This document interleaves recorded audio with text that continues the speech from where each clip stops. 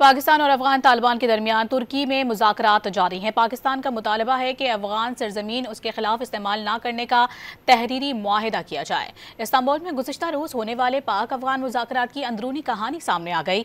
पाकिस्तान ने दो टोक मौक़िफ़ अपनाया है कि वादे सिर्फ ज़ुबानी बयानात तक महदूद न रहें। अब अफगानिस्तान भारत की प्रॉक्सी बन गया है।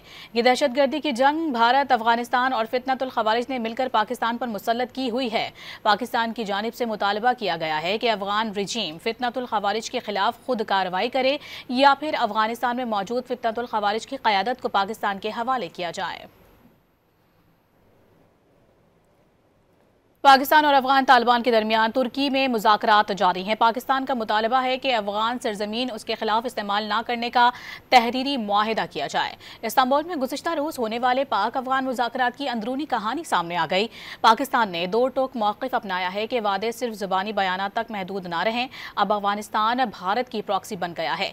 ये दहशतगर्दी की जंग भारत, अफगानिस्तान और फितनतुल खवारिज ने मिलकर पाकिस्तान पर मुसल्लत की हुई है। पाकिस्तान की जानिब से मुतालबा किया गया है कि अफगान फितनतुल खवारिज के खिलाफ खुद कार्रवाई करे या फिर अफगानिस्तान में मौजूद फितनतुल खवारिज की क़यादत को पाकिस्तान के हवाले किया जाए।